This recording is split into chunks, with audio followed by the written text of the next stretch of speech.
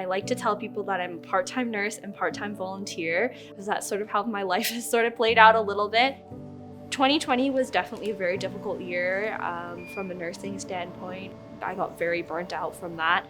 I worked previously on a bone marrow transplant unit, which patients there are very immunocompromised. So we had essentially locked them down for almost a year. And as a nurse, you were doing a lot of that emotional support as well. And it was very difficult. I was really feeling kind of stagnated, especially just going to the hospital day in and day out. I basically didn't really see anyone for many, many months. We FaceTimed all the time, and I was definitely looking for something that was a little bit more grounding. And I had always done volunteering when I was younger, and I was really looking for a way to connect back into my community in a way that was obviously safe. And one of those places was Grow Calgary. It's an outdoor farm, and at the time I knew nothing about gardening, nothing about farming, but it was a nice change of scenery. And once I started volunteering there, I sort of met some other people through that organization and basically started building up all these various projects. One of them being Good Neighbor, which was a pay what you want store downtown. I also started a community fridge with some of my friends and sisters. We also created a handbook for other people to start them in their own communities.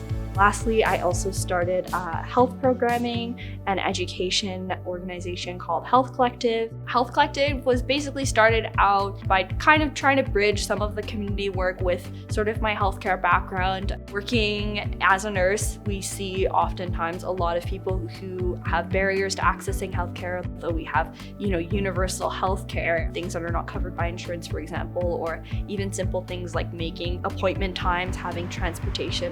And so I decided to start Health Collective first by just offering health education or bringing together some different practitioners, especially those that you don't get covered through your insurance.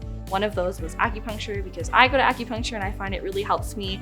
I also then brought in other practitioners like yoga instructors and psychologists. I also collaborated with UCalgary Nursing to bring in some students to help with blood pressure testing, and sort of just creating this space where healthcare is more of an everyday thing, not also just a thing that you go to when you're really, really sick, and understand that primary healthcare and that community health is really important. You may not always think that these things are difficult for others to access if you're making ends meet, but the reality is that especially in Calgary right now, we have a huge proportion of the population that can't afford their basic needs. And a lot of times it comes down to cutting back on food, cutting back on clothing, cutting back on trips to the doctor. The goal for us is really to provide these spaces as an alternative, and for it to be a place that's dignified and not something where you have to be embarrassed to come. If you're someone that is trying to make a difference, or you feel like you want to make change in your community, what I've learned and seen through this is that there are a lot of people who want to make a difference. There's a lot of people who want to get involved, who want to make the city better. It's just about bringing those people together and saying, hey, maybe you have a skill that you can give. Maybe you don't, but maybe you can learn. There's been a lot of things that I've learned through all of these projects that I never thought I would. The people that you see, that you help, and just being around that community can really help you feel like you are making a difference.